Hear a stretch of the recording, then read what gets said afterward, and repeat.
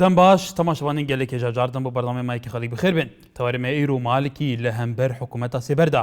کۆ بەریاچان دەکێ 22 وەزیرên berên Iraqê bi serpereştiya Baqir Cebir Zübeydî wezîrê darayî berê Iraqê civiyan endamê bêguman endamê nihayê Parlemana Iraqê li ser hevpîmaniyan îjtimânî civiya bon ji bo pêkenîna hikûmeteke sêber li Iraqê di çerçevê evan guhartin û krîza siyasî ku Iraq teketiye bi taybetî hikûmeta nihaya Iraqê ku hin pirsgirêkman ev hikûmeta nekariye wek ew dibêjin çareser bikin ji ber ku ev hikûmeta pêkîne hikûmeta sêber ji bo çareserkirina evan krîzên Iraqê bi taybetî ev pirsgirêkên di navbera Herêma Kurdistanê û hikûmeta navendî li Bexdada heya niha bihala wîstîmane mîna pirsa neft û gazê û gelek pirsên din jî her wiha ev hikûmeta sêber teekîdê li ser hindê dike ku pêwîst e rewşa nihaya Iraqê bite çareserkirin egerine wê rewşa Iraqê beref xirabûnê biçe û behsên dî dike ku pêwîst e di vî çerçevî de eger rewş çareser nebe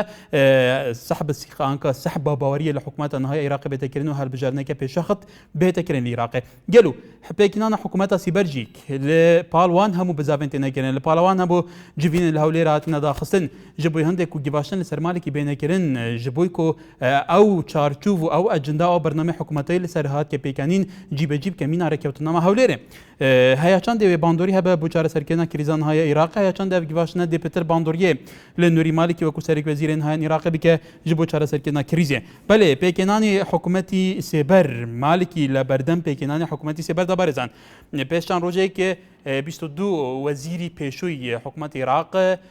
bi serpereştî wezîrê pêşûyî دارای عراق باقر جبر زبیدی حکومتی سیبریان راگیاند لم حکومتی سیبر دا برنامه خویان راگیاندوه که امر دوینه بو چاپمنی راگیند را لچرچوی برنامه حکومت داتوه حکومتی سیبر که تأکیل سرچان خالکی گرین کردوته ولوانه که اوان آلین استراوش عراق براو آقارکی مترسیدار اروا بتایبتی یاسای نفت و گاز انکو پرسی نفت و گازیش لنوان هریمی کردستان و بغداد هستا چراسر نکرای موتا لکاتکا کل 2007 لانجمنی وزیران عراق تصدیق ام یاسای کرا که بوتا هستراوانه پارلمان عراق نکرا بوتا هستجیبجی نکرا هر و بس لوشکا که لچارچوی ام ازمه که بردام بی پیوست سحبی ثقه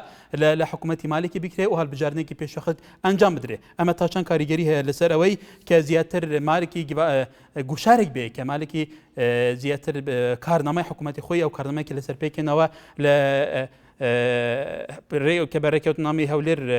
ناوزان دەکرێت زیاتر کارنامەیەکی جێبەجێەکان بەڵێ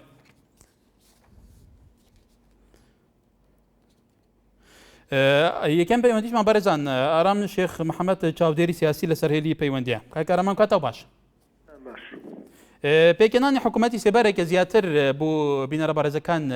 ئاشکرا بکەیت لە چ ڕاوشێک و کاتێکە ئەو کاریگەری حکوومەتی سێبەر چیا بێت لە چارەسەرکردنی قەیرانی ئێستا عێراقدا بەڵێ زۆر سپاس بۆ بەرنامەکەتان تاوان حکوومەتی سێبەر زاراوەیەکە لە نیوەی دووهەمی سەدەی 19 و بە تایبەتی تریش لە ناوەڕاستی پەنجاکانی سەدەی ڕابردوو واتە لە ناوەڕاستی پەنجاکانی سەدەی 20 ئەم بابەتە وەکو بابەتێکی زیاتر سەلمێنراو و بۆ یەکەم جار لە وڵاتی بەریتانیایە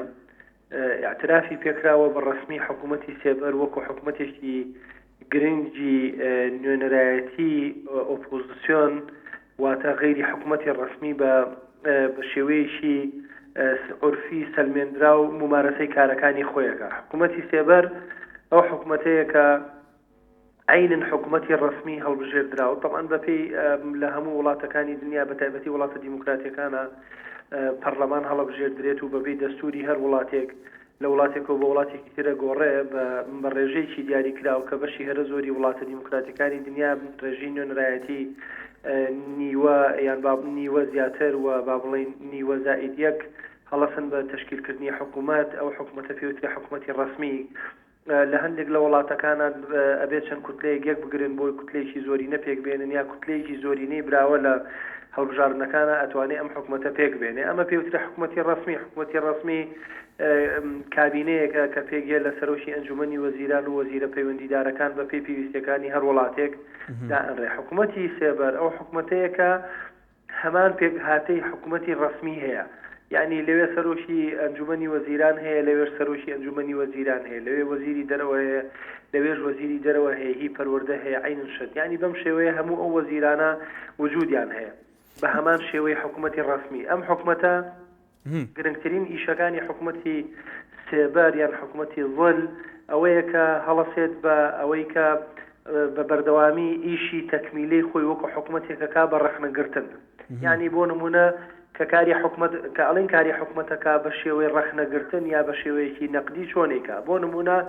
وەزیری تەندروستی لە حکوومەتی ڕسمی بڕیارێکە هێنێ بۆ ئەوەی کە یان پرۆژەیەکی پێیە بۆ ئەوەی کە کەرتی تەندروستی بە شێوەیەک بەرێ حکوومەتی وەزیری تەندروستی لە حکوومەتی سێبەر هەڵەسێ بە قسەکردن لەسەر ئەو پرۆژەیە و ڕەخنەگرتن لەو پرۆژەیە باس یعنی وا قسە کات ئەڵێ دەگەر من وەزیری تەندروستی بوومە لە حکوومەتی ڕسمیە بەم شێوەیە نەمەکرد بەڵێ کاک کارەمانی ئەم حکوومەتە وەکو چاودێرێکی لەسەر حکوومەتی ڕسمی ئیشەکە ئەو بەرنامەی پێکهێنراوە ئەم حکوومەتە لەسەری بە تایبەتی باسیەوەکە ئەو پرسگیرێکی ئەو پرسەی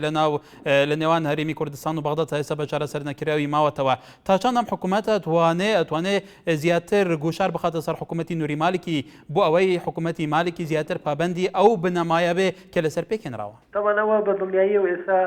لەم ڕۆژانە لەسەر مامەڵەکردن لە مەسەلەی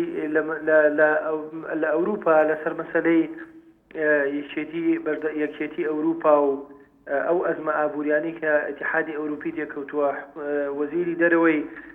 سێبەری حکوومەتی بەریتانیا ڕێیەکی جیاوازی هەیە لەسەر چارەسەرکردنی ئەو کێشانە لەگەڵ ئەوروپا لە وەزیری دەرەوەی ڕسمی لە حکوومەتی بەریتانیا بەم شێوەیە ئەکرێت مەسەلەن بۆ نمونە ئێمە نازانین تازەی ئەلان کراوە ئەجندەی ئەم حکوومەتە چۆنە منوکو باسم کردەمە بێم حکوومەتە ئەجندەی هەبێ بێگومان ئەجندە هەیە و کارنامەکەشی ئەو لە ناو چارچوەی ئەجندەکەمی لە بەردەستی ئێمە یەکێکی لەو ئەجندانە باسیەوەکە کە پێویستە لەم ڕۆژێکە بەردەوام بێ سەحبی سیقە لە حکوومەتی نووری مالکی بکرێ و پێویستە پرسی نەفت و غاز لە نێوان هەرێمی کوردستان و بەغدا چارەسەر بکرێ ئەو ڕەوشەی ئەو بارگرژەی ئێستا لە نێوان بەغدا و هەولێر هاتوتە ئاراوە ئەمانە ئەڵێن پێویستە ئەم ڕەوشە بەرەو ئاراسەیەکی چارەسەرکردن ببە ئەوە یەکێکە لە گرنگترین خاڵەکانی ناو کارنامەی ئەم حکوومەتی سێبەر ئەوەی کە تەمەن کەم تا زۆر ئێمە زانین بەشێک لە کێشە سەرچەکانی نێوان هەرێمی کوردستان و بەغا یەکێک لە کێشەکان بریتە لە مەسەلەی کێشەی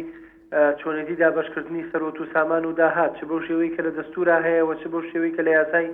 نەوت و گازا ئیشارەتی پێکراوە مەسەلەکە ئەوەیە ئایا ئەم حکوومەتە چی بەدیلێکی تری هەیە بۆ ئەوەی کە جیاواز بێ لە ڕێی حکوومەتی پێشوو ڕێی حکوومەت ئەم حکوومەتی نەک بڵێ حکوومەتی پێشوو چونکە ئەم حکوومەتە باز لەواکە کە ئەبێت هەموو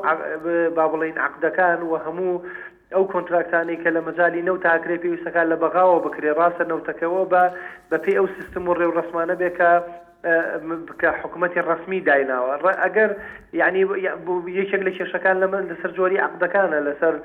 ئەسڵی عەقدەکانەوە لەسەر ئەو پارۆ بودجەیە کە لە ئەنجامی فرۆشتنی نەودێتە دەرەوە ئایا عەقدی شەراکە بێ یان عەقدی خزمەت بێ بەشێکی زۆر لە عەقدەکانی کە لە بەغا کراون عەقدی خزمەتە نەک عەقدی شەراکە و بەڵام بەها بەشێکی هەرە زۆری عەقدە نەوتیەکانی کوردستان باڵێ کاکارام شێخ محەممەد چاودێری سیاسی لەسەر پێناسەیەکی چونیتی پێکێنانی حکوومەتی سێبەر و مێژووی پێکێنانی حکوومەتی سێبەر لە جیهاندا بێگومان وەکو خۆی وتی لە بریتانیا دەست پێ کردووە گەلی سوپار بزانیارەکانت ئێوارە باش بەڵێ تەماشاوانی نژا لەسەر تەوەرێمە ئیرۆپێکێنانی حکوومەتە سێبەر و ئەوژێک تەکیدی لەسانەندە دیکە کل عێراقدا کریز هەیە لە عێراقدا قەیران هەیە پێویستە ئەف قەیرانە بەرەف چارەسەریەکە بنگەهین بچە جوانە بەحسی vê ڕەوشەی و تێکچوونە ئاڵوزیان ئەنکو دروستبوون ئاڵوزیان نەبەرە حکوومەتە هەرێمی و حکوومەتە نەڤەندی دیکە گەلو ئەبەجێ هەیە چەند دەبێتە بەشێکی دنیای فشاران لەسەر مالکی یا گرنگتر هەیە چەند دێ مالکی وێ وان فشاران بە گرنگ وێ بگرە و دێ پابەندی جێبەجێکردنا ڕێکەفتنامێ بە و حکوومەت سەر پێکینە بەڵێ سارا لە کەرکووکەوە بەڵێ فەرموو باشتر بۆ تۆ باشی باوانم زۆر سپاس فەرموو بۆ تۆ بەتەواکیانمەدادا خۆشەویستی هێزگار زۆر بوتان بەڕاستی بەڕامەکەدان خۆشتان بەس داوابارێک یەتانەیە دەرم بەشتانە بێ بەشتانە بێوارێک سارا خەم ببوورە من باش لە دەنگی تو تێناگەم وەڵی شوێنەکەت بگۆڕی من باش تێناگەم تەوزیح نییە بەڵێ داوابارێک یەتانەیە ئێستا بەحەدەگەن بەڵێ فەرموو لە خزمەتداین ئەڵێم تاکی ئێمە سپرەداخی بۆ بێگانێ ئەکتێرەکەی ئەچتەنە ئەو بازارەوە هەمووی نازان تورکە عەرەبە سینیە چینیا مەسیە هەمووی نییە هەمووی بادارەتەوەرکستان هەبێت لەسەرەوە بڕواکە تۆ یعنی نازان کوردستانی عێراق بەڕاستی زۆر ناخۆش بووە ئەوەندەی عەرەب لێ ئەوەندەی تورک لێ ئەوەندەی لێ انواع يعني الشغل شاركه بس 18 يناير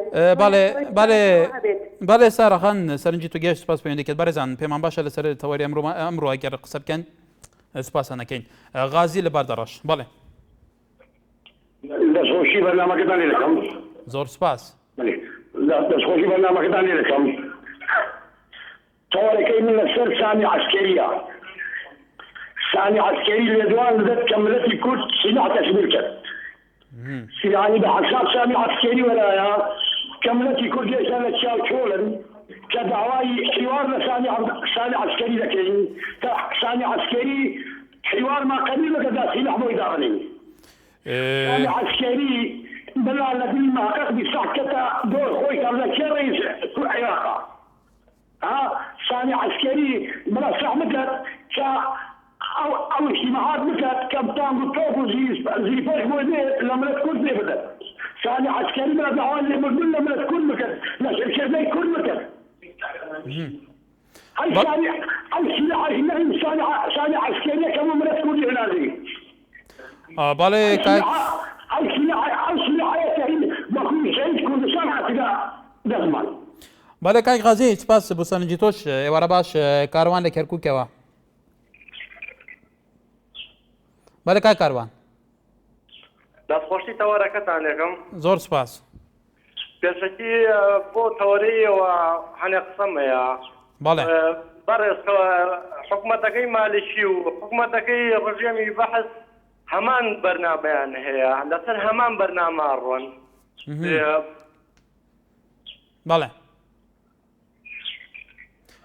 بەڵێ سوپاس پەیوەندیکەت فەرمانە لە شاری کەرکووکەوە کای فەرمان فەرموو هەموو کاتێکت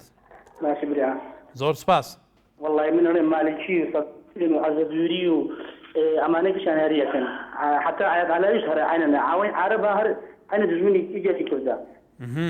من بس يعني عسكر أو زقنا بدأ خوارتي من وقت كشمرجع كلام أو زقنا بدأ خوارتي زور خير شتوا إن شاء الله كردستان على كردستان لحمرين منذ أنا هلا كين بفتياني كان مسعود قولي كردستان كان مسعود قول روح معنا يوم في جاي كان مسعودين وحمش بشكيري كان مسعودين قربان كان مسعود خوف يا غمل لقلبي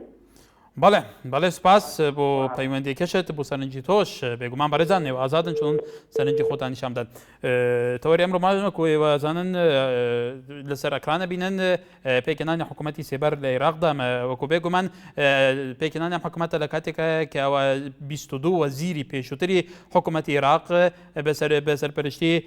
باقر جەبر زوبەیدی حکوومەتی سیبەریان پێکێناوە لەسەر ئەو بنامەیە کە لە ئێستادا لە عێراق ئیرانێکی سیاسی قۆڵ هەیە لە ئێستادا گەلەی پرسی گرنگ کە لە نێوان هەرێمی کوردستان و حکوومەتی ناوەندی بە پێی چارەسەرکردنمانە ئەمە وەکو مراقبێکە وەکو چاودێرێکە لەسەر حکوومەتی ئێستای نووری مالێکی کە پێویستە ئەم بەڵێنانەی داوە ئەو کارنامەیەکی حکوومەت لەسەر پێکێنەرەوە جێبەجێ بکرا بڵێ باوکی هاوڕێ لە کەرکووکەوە بڵێ ئەم کاتەوە باش هەموو کاتێکت برای بەڕێزم وەڵی من زۆر بەداخەوە بۆ ئەو ئەندام پەرلەمانەی بەغا خاستن ئاڵا مالکشی ئەوە گوناحە پێ بڵێ ئاڵا تاڵەبانی لەبەر ئەوەی ئێمە لەناو خۆمانە ئەگەر هەستکە بۆ کوردیەکمان هەبێ من ئێستا خۆم بەڕاستی کە مەدامێکی سەنگەرم باوکم شەهیدە برام شەهیدە يعني قابلی ئەوە نیە من زونێ خۆیان قسەم ئەندام پەرلەمانی بکەم ئەڵێ من مەلەفی ئەندامانی پارتیم ئەندام پەرلەمانانی پارتیم لایە ئەی ناخۆی چەند ساڵە ئەی بۆ قسەی ناکەێت تا قسەیەکە یعنی بەڕاستی شتێکی زۆر ناشرینە ئەو شایانی ئەو شوێنە نییە لەو شوێنەیە ئەو بەدەنگی خەڵکی پارتی وێچێتی و ئەو شانە چۆتە ئەوێ ئەڵێ من مەلەفی ئەندامان پەرلەمانی پارتیم لایە ئێ تو فەرقی چییە تو لەگەڵ ئەندامان پەرلەمانی پارتیا چی فەرقتەیە ئەگەر ئەندام پەرلەمانی پارتی لەوێ گەندەڵ بێ توش گەندەڵی بەڵێ سپاس ئەدانی چۆنە ئینسان یعنی وەڵڵا و بیللای هەر کوردیش لە بەرچاوەکەوێ هەر شایانی ئەوە نییە ئەوە قسەیە بکات بەڵێ کاک سپاس باوکی هاوڕێ لە کەرکووکەوە دیار لە خەباتەوە بڵێ هەموو کاتێکت بەڕاستی بابەتەکەتان بابەتێکی جوانە شایانی قسەکردنە بەڵام تێبینی هەموو لەسەر پەروێرەکە بەڵێ پێنباز بنووسێ مالکی یعنی نەبنووسێ لە بەردەم حکوومەتی سێبەردا بەس بڵێن دەتەنیش حکوومەتی سێبەردا یعنی چۆن مالکی خۆی کەسێکی بەڕا من سێ خاڵم زۆر یعنی لێم بینیوە خۆی کەسێکی دیکتاتۆرێکی ناڕاستەوخۆیە یعنی هەموو کارێکە کات و دواتر بەشەیەکی ناڕاستەقووە نەکەوە بەڕاستەقوو کارەکانی بکات وەکو مەسەڵەن سەدام حوسێن یا دیکتاتۆرەکان بەشێکی ڕاستەقووە نیە ناڕاستەقووە حاڵێکی تر سیاسەتێکی زۆر بەهێزی هەیە ڕاستی تۆم کەسێکی کوردم زۆر بەداخەوە بەرامبەر بە سیاسەتمەدارەکان و فەرزکردەکانمان بەڵام چی بکەم بەڕاستی من پێم وایە سیاسەتمەدارێکی زۆر بەهێز و چاڵەکە خاڵێکی تریش هەیە کە ئێران یعنی چۆن بڵێ پشتیوانێکی سەرەکی ئەم مالیکیە منەوە لەگەر ئێران نەبووە مالیکی تا ئێستا خۆ نادێت باشە سارێکم لە خۆم کرد وتم باشە مالیکی پێش چەند هەفتەیەک وەکو ئاگری لێ ئەسەگوزاردانی مەسەڵەن چی ئەوت ئێستا ڕەتیاداوە بەڵێ کاک دیار سپاس بۆ پەیوەندیکەشت بەڕێزان پێش دۆ ڕۆژ مەسوود بارزانانی سەرۆکیاریمی کوردستان لەگەڵ نوێنەرانی کورد لە بەغدا کۆبووتەوە بە پێ زانیاریەکان مەسوود بارزانانی باستەوای کردووە کە پێویستە نوێنەرانی کورد لە بەغدا ئەوان باسی پرسی کورد و باسی ئەو کێشانەی کە تا ئێستا لە نێوان هەرێمی کوردستان و بەغدا بە چارەسەر نەکرێ ماوەندەتەوە بیکەن بێژگە لەوەش لە هەولێری پایتەخت هەرێمی کوردستان و کۆیوازانن پێشان ڕۆژەیەکی شوێنی گەرم و گۆڕی کۆبوونەوەکان بۆ سەرکردە سیاسەکانی عێراق ئەوانە شەمووی لە چارچەوەی ئەو ئەزمەیە کە ئێستا عێراق کەوتەوە بە تایبەتی پەیوەندیەکانی نێوان هەرێمی کوردستان و حکوومەتی ناوەندی لەسەر چارەسەرنەکەنی هەندە پرسی گرنگ پرسی پێشمەرگە نەفت و غاز مادەی 140 گەلێک پرسێ دنجە هەروەها ئەو هەڵویستانی ئێستا نووری مالێکی ئەگرێتە بەر لە عێراق بەڵێ لاوە لە هەولێرەوە کاک لاوە فەرموو ئەو کاتت باش هەموو کاتێکت دەستخۆشی بەرنامەکە لێ دەکەم گەلێک سوپاس کاکە داوا دەکەینەوە حزبانی کوردستان وشی قاچ کوردستان دەکەنە زێر لە دەرەزەیەک دێتنە عەرەبان ئەوش حکوومەتەکەمان نەفرۆشنە حکوومەتی مالیشی بەڵێ چونکە قاچ کوردستان دەکەنە زێر لە دێڕازێبنەوە بە پارەی دەکەنە عەرەبان حەدر داژێت تحریف کرا داوا دەکەیت حکوومەتی هەرێمیش نەفرۆشنە حکوومەتی عەرەبان بەڵێ کاک لاوەش سەرنجی خۆیە بووە بەڵێ سپاس پەیوەندەکەت ئەحمەد لە بادینان بەڵێ السلام عليكم. عليكم السلام. السلام عليكم. عليكم السلام. بلي كاك أحمد كرم كا. والله دبي بجداريكم لتولدها. بالله خوش حالين فرمو. براسي إما بكري شراو منظورة بكري شراو. دنجي تلفزيونك كيس كباي باشر جمال يكتب. حاليا دولة كردي داب اندريسن بكري شراو كان قبولنا كان. طلعنا بر أول هيك قلبنا مالي بارزاني سروش هري ما عطا أولش في دولة كردي زور زعمتها. بله كاك أحمد دنجي تو ديارة باشناية ترتوني بسوباس بسرنجي تو ريكان لهولي روا بله. لو طالي بيوارد عمر. باشتر. والله يتبع ردمتها ورا من سرتاجي شكان بواقر إنه كسروش هري لسرتاو كزور سيقومت معني بسياسة كان مالي شو كسياتي مالي شيء داوای لێهات بە جۆرێک حالفی لەگەڵ کرد کە مەرزی بۆ دانا ئەو مەرزەشەوە بوو کە ئێمە لە هەموو ڕاگەیانەکان ئاگار بەدار بووین کە سەرۆکێرێن بە مالیکی ڕاگەیان بوو ئەگەر ئێوە تەنها پۆلیسێکیش بدەن بە گۆڕان من تەحالف لەگەڵەوە ناکەم تەمام یعنی تۆ سێری ئەم دژایەتی کرد لە کوردایەتی بکەن ئێستاش خەڵکانێک تەلەفۆنەکەن سەرۆکی هەرێمیان لە ئێمە کردوتە فریشتە و ئەزانە کوردایەتی ئەگەر ئەو نەمێنێ و کورد نامێنێ ناگەجیان لە سەرەتاوە کێشەکان خۆی دەست پێ کرد دوای وتاری نەورۆز بۆ بەرلەوەی وتاری نەورۆز بڵێ لەگەڵیانە سیاسەکان دانەنیش بڵێ من وتارێکی واهام هەیە ئەگەر ئێوەش ڕاتان لەسەر ئەم وتارێ و ئێوەش خۆمان بکەین یەک وتار بەس کاکرێکە نەک تەنیا لە سەراستی هەرێمی کوردستانەوە لە سەراستی عێراقیشە گەلێک سەرکردەکانی عێراق بە تایبەتی عەلاوی و مقتەدا سەدر گەلێک سەرکردێتیش تاکید لەسەرەوەکەنەوە کە کێشە لە حکوومەتی ئێستا عێراقدایە ئەوە حکوومەتی سێبەر لە بەغدا پێکهێنراوە کێشەیە بەس کێشەکە سەرەتا ئەو لایەنانە ئەو ئیتلافانەی کە لەگەڵ مالیکی تێکەڵ بووینە بۆچی سەحبی ناکەنەوە مادەمەزان کێشەیە بۆچی هەلاری بەنەوەتیە کورسیەوە بۆ نەیتوانی ببێتە معارەضە یعنی بۆ ئەلا بێ لە حکوومەت بەشداری يعني نابێ لایەنێکی معارەضەش هەبێ دوای ئەوەش بۆچی سەرۆکێرێم پێشەوەی وتاری نەورۆز بدە لەگەڵ لایەنە سیاسەکاندانە تەزانی وتارەکە کێشی لێکرێت و ئینجا هاتۆ لە دەرگای لایەنە سیاسەکانەدەوە بۆ گۆڕانە بەوەر ئەو بوو وتی نابێ گۆڕانیەک پۆلیس وەرگێت بەڵێ کاکرەکان لەو لێرەوە سوپاس پێوەندیکەت بەرەزانیەکێک لە ئەندامانی پەرلەمانی کوردستان باستەوە کە لە ئێستادا لەم ئەزمەی کە ئێستا عێراق تێکەوتەوە بە تایبەتی هەرێمی کوردستان لەگەڵ بەغدا پەرلەمانی کوردستان پشتگوێ خەڕەوە هەروە باستەوە کە بۆ سەرکرداتی سیاسی لە هەرێمی کوردستان کە لە ئێستادا پێشتر کە ئیبراهیم جعفەری وەکو پێویست پابەندی جێبەجێکردنی کارنامەکەی نەبوو کورد ڤیتۆی دژی کرد و جعفەری لادرا لە سەرۆکی حکوومەت ئەی ئەگەر مالێکی لابدرێ بەدیل چییە بەدیل ئەلتەرناتیڤی کورد چییە بۆیە ئەگەر کەسێکی تریش بێت بێژگە لە مالێکیش گرنتی ئەوە بێت کە ئەو ڕێکەوتە نامانەی کە کورتەیە لەگەڵ بەغدا ئەو دەستورەی ئەو بنەما دەستوریانەی کە باسی چونیەتی چارەسەرکردنی هەند پرس تایبەت بە کورت ئەوەکەن جێبەجێ بکرێت. بەڵێ لەبەر ئەفکار و بۆچوونەکانی و باوەڕ بە مەفهومی قەومێتی نەتەوەی کوردی نەکرد سەرکردایەتی سیاسی کورد هەڵوێستی وەرگرت. بەڵێ سەرکردایەتی سیاسی کورد هەڵوێستی وەرگرت و لاچوو سەبارەت بە مالکیش ئێساکە مالکی کەسێکە یەکێکە لەو کەسانەی کە کابراوتی دیکتاتۆری پروپاگەندە و حسێن شارستانی و دار و دەستەکەی ئەوێ فڕۆکەی ئەفشانزە چۆن عەلی کیماوی بەدادگادرا ئەویش لەسەر عەقڵی ئەو بڕوات بۆ دووبارە هێرشکردنەوە سەر هەرێمی کوردستان. بەڵام سەرکردایەتی سیاسی کورد لەوە گەورەترە سەرکردایەتی سیاسی لەوە گەورەترە. جەنابی کاک مەسعود چەندین دانیشتنی کردووە لەگەڵ کەسانی ئەمریکا لەگەڵ کەسانی لایەنە سیاسیەکانی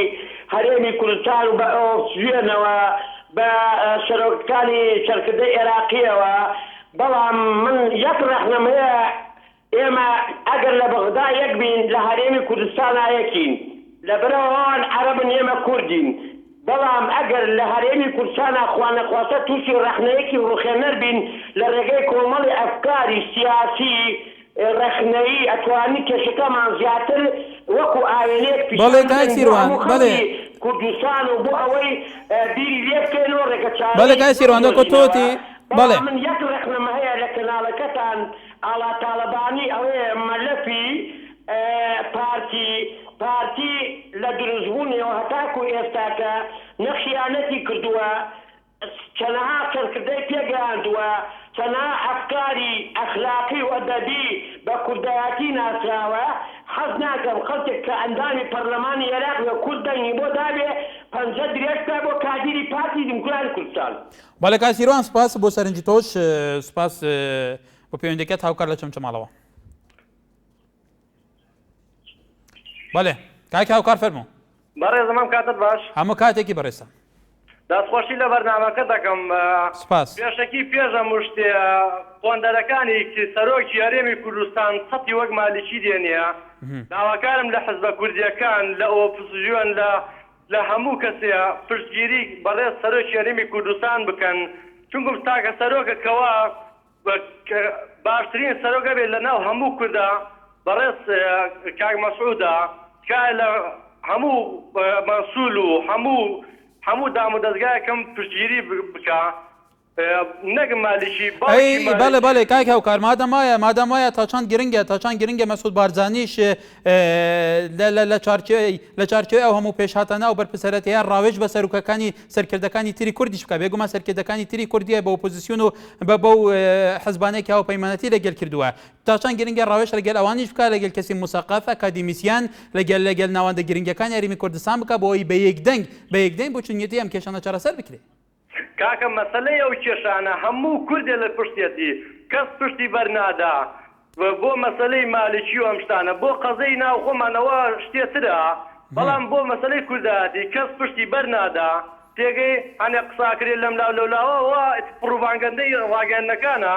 من بەداوای لێبوردنەوە بۆ ڕاگەاندا هەڵەیە زۆر گەوراکەن ئەو قسانە بڵاوەکەنەوە. بەڵێ کاک هاوکار سوپاس بۆ سەرنجەکەت بەڕێزان پێتان وایە ئەگەر لە ناوماڵی خۆتان مەسەڵەن ئەگەر کوردستان لە ناوماڵی خۆیان ڕێک نەبێ سەرکردەکان پێکەوە نەبن کۆمیسیۆنێک ئەنجومەنێکی لە چارچێوەی ئەمە ستراتیجێکی هاوبەش ئەجەندایەکی هاوبەش نەبێ بتوانن لە عاملی دەرەکیشە لە ئەجەندای دەرەکیشە خەوانکاریگەر بن پێتان وایە ئەمەوایە. بەڵێ سالم لە هەولێرەوە. السلام عليكم. عليكم السلام. باش براكم عند الصوشي برنامجتان بكم. سپاس فرمو. براي برازم أوا من يفسالكم هيا. بوم السلي لكل حاول جدد بها تقولي ما يمكن أطلع وقتها. كمان ناقص معنا قاوني ناقص معنا بيك شيء باتي وضع بين اخوان او جميع او ده فيسبوك ولا اجديته يبدي حتى جيانا بله کاک سالم هاوکار بله هاوکار ل چمچمالا آله اما ل دروا ریکین لکاته که کنوری مالکیش پیچنده کلیک ل لدوانا روشنموانی کان باس وکر دوه که ل ل سر حلو سکانی مسعود بارزانی گلک لا یعنی کردو کسایتی کرد پیوندیان پیوکده کاوان علاقاتیان بولد لدوانا نیه چان کاریگری اما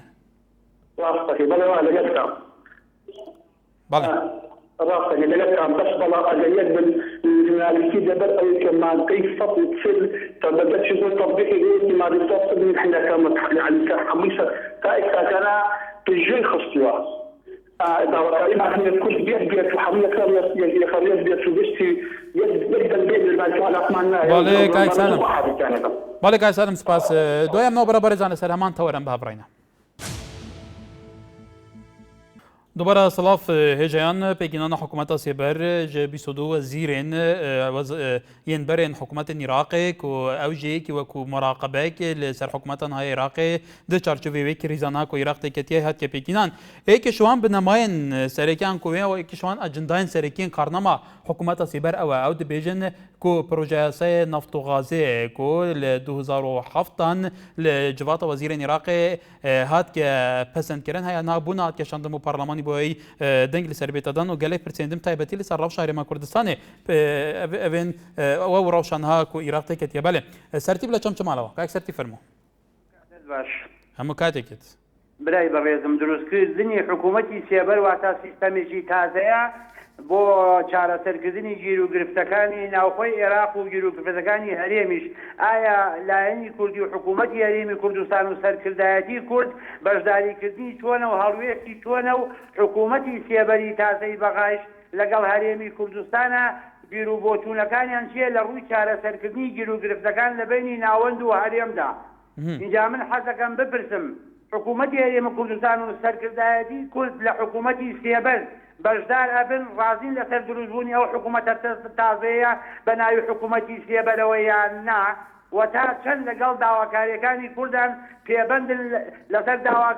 لەسەر داواکاریەکانی کورد کە تا ئێستا بە هەڵواسرایی ماوەتەوە برای بەڕێزم اینجا ئەگەر ئێمە گەرخوا سەمەیمان درێژکە حکوومەتی بەرخۆریشە بینین کاتێکیان بۆ نمونە پێش سەقوتی یەکەم کۆبوونەوەی معارەزەی عێراقی لە مەسیح بەسرا بەسەرپەرستی بەڕێز کاک مەسعود بەرزانی نوێنەرێکی شیعە لە ئێرانەوە هاتبوو هەڵسا ئەیودیەوە جارێک داوای هیچ مەکەن با ئێمە بەعدە سقوط و دوای ڕووخانی نیزام اینجا داواکاریەکانی ئێوە جێبەجێکەنەوە هیچ داواکاریەک مەکەن ئەو بەڕێز کاک مەسعود بەرزانی ناو هۆڵی کۆبوونەکە لێ تووڕە بوو وتی تۆ ئێستا لە دەرەوەی عێراقی هاتووی قسە لەسەر داواکاری کوورد دەکەیت و بەرنامە بۆ ئێمەدا ئەگەر بەیانی بێتەوە دەسەڵات بگرێ دەست هەر بڕوا بە ئێمە ناکەیت و داواکارەکانی ئێمەی جێبەجێ ناکەیت بەڵێ کاک سەرتیب دەقی ئەوجوب دەکەن ئێمە دەستورمان پێشێل کرد ڕێکەوتن نامەی هەولێرمان جێبەجێ نەکرد ئیستا هاتینەوە سەر حکوومەتی سێبەر دوای حکوومەتی سێبەر جوابدارم حکوومەتی بەرخۆری شەبینەوە ئەمانە خاوەری سد وەفانین وباور ناکەم لەگەڵ داواکاریەکانی کووردا بەڵێ سوپاس پەیوەندیکەت کاک سەرتیبە گوتووتی ئایا هەڵویستی هەرێمی کوردستان و حکوومەتی هەرێمی کوردستان چێ بێ ئایا لایەنی کوردی بەشداری ئەم حکوومەتە کردووە ئایا ئەو کارنامەی ئەم حکوومەتە لەسەر دامەزراوە تا چەند خواستەکانی کوردی تایە کە بێگومان بن لەگەلێک تەوەردا باسی پرسی کورد و ئەو کێشەیەکی لە نێوان حکوومەتی ناوەندی حکوومەتی هەرێمی کوردستانە هیوادارین کاک سەرتیب حکوومەتی هەرێمی کوردستان لایەنە پەیوەنددارەکان گیان لەسەرنجی تو بێ باوکی ئەحمەد لە کەرکووک بله السلام عليكم. عليكم السلام. سەبارەت بە پرسیاری ئەو برایانەی کە پەیوەندیەکەن بەیەوە من باوەڕ ناکەم فراکسیۆنەکانی ناو پەرلەمان و سەرۆکی حیزبەکانی کوردستان ئاگاداری و تارەکەی سەرۆکی هەرێم نەبن.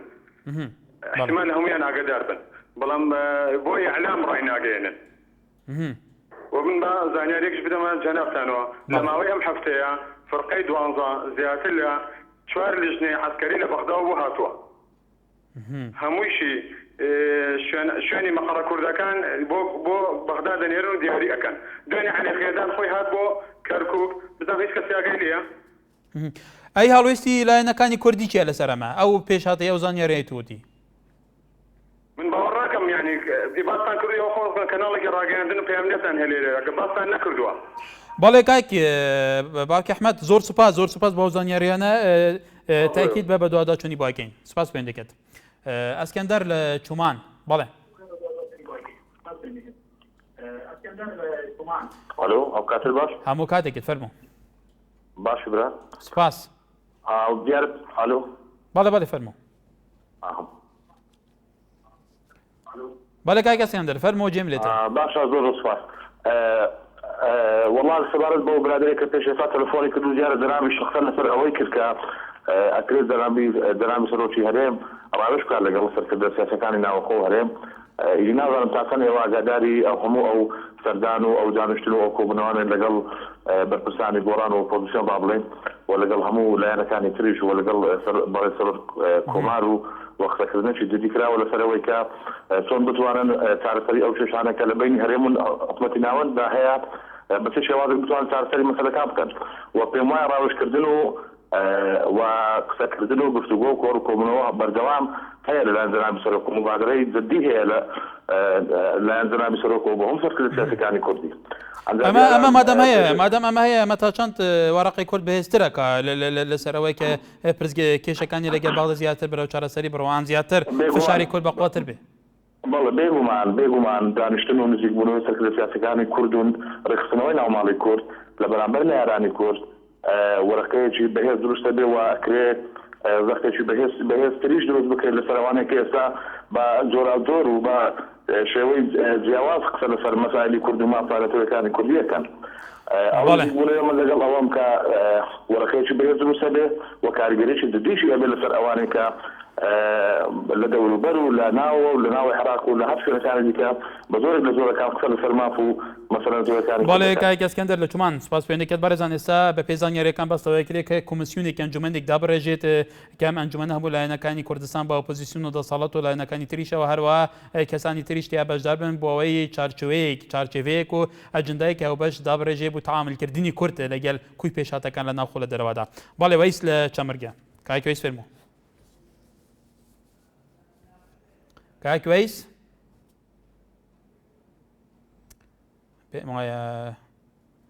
پێم وایە کاک وەیس لەسەر هێلی پەیوەندی نەماوە. بەڵێ هێژەیان تەوەریماکۆین دبینن پێکینانە حکوومەتە سیبەر لە عێراقێ کو ئەف حکوومەت هاتیە پێکینان چارچوێ وان هەوڵ و فشاران دەیە کو بەسەر حکوومەتە ناوەندی عێراقێ دێنە خۆردکردن ji bo ku Iraq din hada di krîzeyek di qeyraneke siyasiya Kurda derbas dibin bi taybetî peywendiyên navbera hikûmeta navendî li Bexda û hikûmeta Herêma Kurdistanê li Hewlêrê bi taybetî ew hemû daxuyaniyên dijî hevdû jaliyê berpirsên bilandên Herêma Kurdistanê û hikûmeta Bexda. Bale. Şunu li şairî Silêmanî bale. Êware baş. Baştir bo to. Zor spas dikim destxweşî bernameke tewareke şid lê dikim. Spas. Birê berêzim. Pêm wabe li 2003 hikûmet nemawe beş. Başa xêra li 2003 serokî herêm pêm wabe otî hikûmetî herêm dirûst bû ew serokî herêmek Kag Mesûd. Xêrê tayî qisê nekirdowe ser li kabînê hewta خۆیان کردو بە فریشتۆ بە پەپولە دیفاع لە کوردەکەن هەڵوێستیان وەرگرتو نازانم چ یعنی بەڕاستی ئەم قسانە من هەر باوەڕم پێ نییە شەخسیان وەکو خۆم وەکو ئافرەتێکی کورد یعنی نازانم ئەمە من بە شتێکی دڵتەجاڕی ئەزانم لەگەڵ ڕێز بەڵێ شنوخان بەڵام ئەو وەکو سیفاتی سەرۆکی هەرێمی کوردستان بە فەرمی کە سەرۆکی هەرێمی کوردستانە ئەو باسی هەندێک کێشەکە کێشە کە تا ئێستا لە نێوان حکوومەتی ناوەندی عێراق و حکوومەتی هەرێمی کوردستان بە چارەسەر نەکراوی ماوەنەتەوە ئەو ئالێ پێویستە ئەم کێشانە چارەسەر بکەیت ئەمە چون لێکە دەیتەوە برای بەڕێزم وەکو پێم وتی چارەسەری ئەم کێشانە ئاو بە پەلەپڕۆزەیە ناکرێ بەڕاستی خێرا بڕۆی بۆ ئەمریکا و خێرابێتەوە ئەمانە کۆ ئەم حیزبانە کۆ بکەیتەوە هەمووی یعنی شانازی بەڕایتەوە وەکو وڵاتی هەرێمی کوردستان بە شێوەیەکی ئەم کێشانە چارەسەر کرێ بەڵێ وڵی ئەم کێشانە باید زووتر چارەسەر کرایە برای بەڕێزم ئەوە زۆر لە 2003 ئەم کێشانە چارەسەر کرا ئینجاکە بۆچی تا ئێستا دان بەوان نادێ باس و چالاکی بەڕێز مامجەلال ناکرێت لە بەغدان بەڕاستی من بە سەمامەی عێراقی ئەزانم بۆچی تا ئێستا باز لە بەڕێزی ناکرێت ئەو هەموو کار و چالاکیەکە لە بەغدا من هیچ لایەنێکیش نیم بەڵام پێم خۆشە باز لەو پیاوەش بکرێت چەند ساڵە خەباتەکە لە پێناوی کوردستان و عێراقە ئەمە نازانم لەم ماوەیە ئەم بەڕێزە چی بوو لێمان بوو بە فریشتۆ لێمان بوو بە پەپۆ بەڵێ شنوخان لە شاری سلێمانی سپاس بۆ سەرنجی تۆش هەردی هەر لە شاری سلێمانی بەڵێ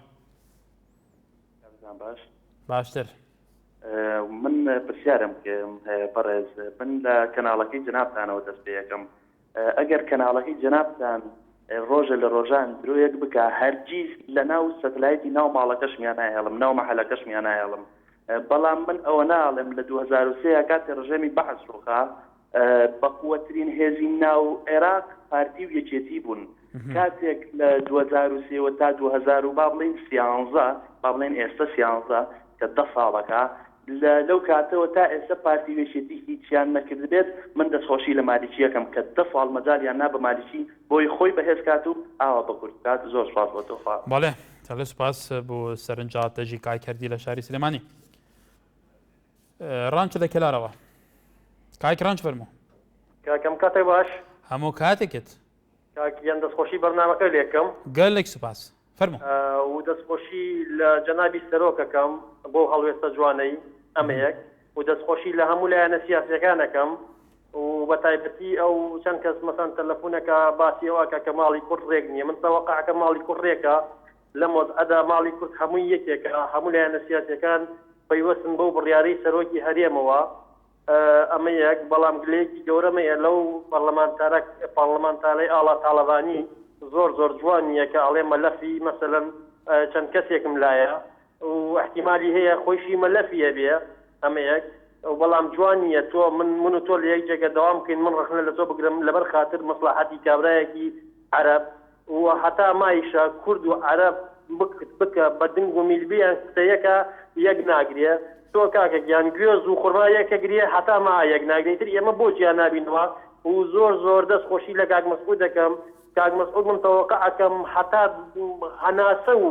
هەناسە و خوێنی لەگەڵ کەرکووکایە ئەمە یەک لەگەڵ مادەی 140 بەخوا کەرکووکمان نەدەنیا هەتا دوا قەترەی خوێنمان کاکە با 1 ملیۆن کورد بکوژیە بەس نیاگەینە ئەوینە وڵات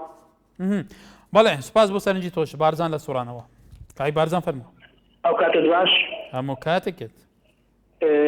ئەو بەڕێزەکەت بەڵێ کاک بارزان ئەگەر لەسەر هێری پەیوەندی مابی بەداخەوە دیارە پەیوەندیکە پچەرەوە دانی دووبارە پەیوەندی بکاتەوە سەرکەوت لە سلێمانی بەڵێ دیارە پەیوەندی کاک سەرکەوتیش داخڕە هەردی لە شاری سلێمانی کاک هەردی کاکردی یامەڵە فەرموو ئەم کاتۆ باش هەموو کاتێکت زۆر سپاس بێ زەحمەت لەسەرەوە بەرنامەم نیژەمێ قسە بکەم بەتاکید بەرنامەی خۆتانە فەرموو زۆر سپاس بێ زەحمەت بۆ ئەو بەرنامەیەتان بەنسبەت سەرۆکی هەرێم و مالیکیەوانە من زۆر دەستخۆشی لە مالیکیەکەم بەڕاستی ئەمی هەڵەی سەرکردەی کوردی خۆمانە و حەزەکەم ڕۆڵی جەلال تاڵەبانیش بەرز بنرخێنرێنەوە کار باسی سەرۆکی هەرێم بکرێ ئیتر زۆر سپاس بۆ تۆش عوسمان لە هەولێرەوە بەڵێ الو کاک ڕەحمان لە هەولێر بەڵێ فەرموو مرحبا لێ قوزار سەرچاوم احترام هەیە برام بەڕێزی فەرموو کاکە وەڵای شتێکی گچکەم هەیە ئەگەر لێم وەرە بگری ئەو برادرانەی کە تەلەفۆن دەکەن ئەکرێ گەورەش بە ئاساییە فەرموو ئەوانە ناوی هەندێک خەڵک دەین حەقوانیە ئەمە ناوی خەڵک بدین لەو شاشەیە بەڵێ ونیا ئەو مەسەلەی کوردە و مەسەلە کێشەی گەورەیە مەسەلەی شەخص نییە ئەو شتە تەبعا لەسەر تەوەرەکەی جەنابیشت ئەمە ڕێیەکی گچکەم هەیە بەڵێ ئێستا کە کورد کە داوای حکوومەتی سەربەخۆ و کوردی و لەو بابەتانە دەکات یان کێشەمان هەیە لەگەر بەغدا ئەمن دەرێن باگرەیەکە کورد لە خۆی بکاتن حکوومەتەکەی مالکی دانا بەزرا ئەگەر کورد داینە بەزرانزایە گلەیەک گەورە هەرە گەورە لە خۆمان بکەین ئەما بە هەموو چینی توێژەکانمەوە لە سەرکردایەتی ڕاوەرەخواری هەتا خەڵکەکەش بۆ ئەمە قسەی چەندین کەسی تر بۆ کە پەیوەندیان کردووە بۆ گلەی لە خۆمان بکەین کە حکوومەتەکەش لە هەولێر و لەسەر دەست پێشخەری سەرۆکیاریمی کوردستان پێک هێنراوە بۆ لە ئێستادا ڕاوشەکە باو ئاقەڕە گەیشتووە ئایا کورد مەسەر نەبوو لەسەرەوەی یەکدەنگ نەبوو لەسەرەوەی جددی نەبوو لەسەرەوەی کە خواستەکانی جێبەجێ کرێ ئان حکوومەتی مالکی پابەندی خواستەکان نەبوو والله ئەمە دەرێم کورد لە ناوە خۆی ڕێک نییە کێشەکە مەسەلەکە مەسەلەی کووردە ئەو کێشە و قەیرانانش کە سەری هەڵدا ئەمن دەتوانم برێم لە پەناهەندەی هاشمی و بابەتی هاشمی و فلان بوو ئەو کێشانەوە قوڵ بووە دووەمین شتێک هەیە برادێک لە ئێرانەوە هینایکیان وەکو لستەکی شیعە بە ناوی مقتەدا سەدر لە کۆبوونەوەکەی هەولێر هەندێک شتی وتووە دەڵێ ئێمە ئامادەینە پاڵپشتی دەوڵەتی کورد بکەین بەس بۆ مەرجەیەوە دەستبەرداری کەرکووک بوون ئەو لەگەڵیشیان دانیشتوونە ئەمەش زانیاریەکی تازەیە سوپاس بۆ سەرنجی تۆش کاکە ڕەحمان بەڵێ سوپاس بۆ زانیاری تۆ پێمان باشە بەرەزان هەر کەسێکی لێوە پەیوەندی بکەن بە شێوەیەکی زۆر ئازا سەرنجی خۆتان نیشان بدەن هەر کەسێک زانیاریەکی شەبێ لەسەر هەر بابەتێک و هەر پێشاتێک و هەر بویەرێک زۆر پێمان خۆشە بڵێن بەڵێ سەروا لە شاری سلێمانی بەڵێ ئەلو بەڵێ سەربەخان فەرموو کاکەجان تۆنی زۆر سوپاس سوپاسم هەیە بۆ تۆش بۆ هەموو کارمەندان زۆر سوپاس بەڕێزم بەنسبەت بەڕێز مالیکیەوە هیوادارم مالیکی ڕەشبین نەبێ بەڵام دەشبین بێ هیوادارم بەزیجان هیوادارم بەڕێز کاک مەسعود و بەڕێز هەواڵی تێکۆشەر کاک مامتەلال لەگەڵ کاک نەوشیروان و هەموو سەرکردە حیزبەکان کۆ ببنەوە ڕێگە چارەسەرێک دانن بۆ ئەم کێشەیە چونکە ئێمە کیمیاباران و ئەنفال و ڕاونانی بەعەس هەمومان نەبێت چۆوە ئەی بۆ دیستان دەست پێ بکاتەوە برای بەڕێزم هیوادارم ئەم کێشەیە بە زووترین کات حەل ببێ بە وڵات بەڵێ سەربەخان سوپاس بۆ سەرنجی تۆش دوا پەیوەندی باوکی دارین لە شاری سلێمانی بەڵێ باوکی دارینێکە بە کورتی ئەم کاتت باش هەموو کاتێکت کاکە گیان سەران ئێمە بەچی داوای دروستبوونی دەوڵەتی کوردیەکان لە یەکەم جار لە یەکەم دروستبوونی کابینی حکوومەتی عێراقی کە برایەم جعفەری پێشیانە ڕێکەوتنە لە بینی کورد و عەرەبە هەبوو ئەمان دەنگ برایەم جعفەری داوای کرد کە دەنگی بنێ یەکەم کابینی حکوومەت پێک بێنێ لە ئەنجامی ئەوەیە ئەویش مادەی 140 بۆ ئەمان جێبەجێ بکە ئەمان دەنگیانای ئەو کابینەکەی پێکێنا بەڵام ئەو بەڵێنەکەی خۆی جێبەجێ نەکرد لە یەکەم کابینێ ئەمان بۆ پاشەکشیان لە حکوومەتی عێراق نەکرد ئەگەر بێت و کاتە ئەمان لە هەموو کاتێکە پشتیوانی ئەو بەڵام ئەوان حسابیان بۆ ئەمان نەکردووە ئەگەر لەو کاتێ هەڵوێستیان هەبووە ئێستا بۆیان بەسەران بەڵێ باوکی دارین لە شاری سلێمانی سوپاس پێوەند دەکەێت بەڵێ هێژەیان تەوەرمەیی ڕۆژی وەکوەدیتی لەسەر پێکینانە حکوومەتە سیبەر حکوومەتە سیبەر لە عێراقاتە پێکینان ژە بووی و ئەف کریزانهای عێراقیە ئەو بکارباوکە مراقبێک لەسەر حکوومەتانهای عێراقی پرسگیرەکان چارەسەر بکە ڕخنی لەوای ئەدا بێ حکوومەتی بگرێت لە لاوازیە ئەدا وەزیران ئەوێن کۆ نەکارن بجددی هەڵویستێ کارێن خۆجی بەجێ بکەم تایبەتی ئەف کریزا نەها یا دنابەر هەرێما کوردستانی و حکوومەتە عێراقی هاتکە ڕۆژەوێ بتایبەتی سەرنجین بینەڕانجی کەوێن و پەیوەندیکردین بێگومان بچونین جیاواسە بوون گەلێکیشوانە ئەو یەک تێکەسکردن و هەرێما کوردستانی سەرکرداتی سیاسی وەکی جددی هەڵویست نەبوو یا گەلێکردنجی دەبێژن ژبەر و عەرەب حکوومەتین بەغدایەک دیفێکی هەرە بە هەڵویستانە پێویستە کورد ئەلتەرناتیڤێ هەبە گەل و چ ئەلتەرناتیڤە بەڵێ حتا سبەهی تەوەرەکی گەرمتر دە خزمەتەوە دەبین هەر شاد و بەختەوەر بن